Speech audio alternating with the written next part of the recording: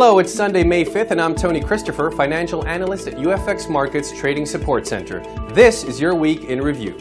Today we will discuss some of the major financial events of the past week and how they impacted the currency and commodity markets. In response to better than expected economic data, the pound climbed against the US dollar for a second straight week. Reports on manufacturing and business confidence send the pound to an 11-week high against the US dollar. The pound was last trading at the level of 1.5571, which is an increase of 0.26%. The Canadian dollar gained versus the US dollar as investors turned towards higher-yielding currencies in response to widespread speculation that the Federal Reserve will maintain its current stimulus program.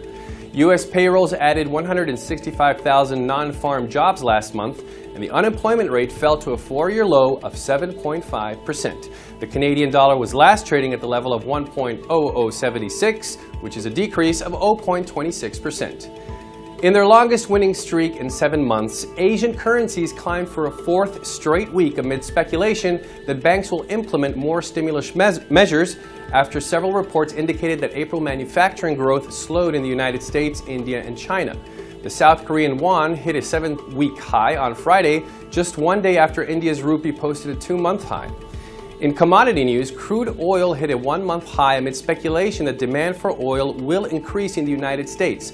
Better than expected employment numbers and a rally in U.S. stocks contributed to the surge in crude oil prices. Crude oil was last trading at the level of $95.61 a barrel, which is an increase of 1.72%. Many economists are predicting that gold will continue the bearish trend. In April, gold posted its steepest 2-day slump in over 3 decades. 174 metric tons of gold were sold that same month. Gold was last trading at the level of $1,470.37 cents, which is an increase of 0.25%. In other market news, U.S. stocks hit record highs last week. The S&P 500 traded above 1,600, and the Dow Jones Industrial Average briefly traded above 15,000. The rally in stocks was triggered by better than expected numbers regarding employment, consumer confidence, and home sales. Stocks received a further boost after the European Central Bank cut its interest rate. Well, that's our summary of the financial headlines from the past week. We hope you've enjoyed this week's review and that you'll tune in tomorrow morning as we kick off the new trading week with the latest top market news. Until then, be sure to log into UFXMarkets.com for all of your trading needs. Your personal account manager is ready to answer all of your questions. UFX Markets Trading Support Center wishes you a successful trading week.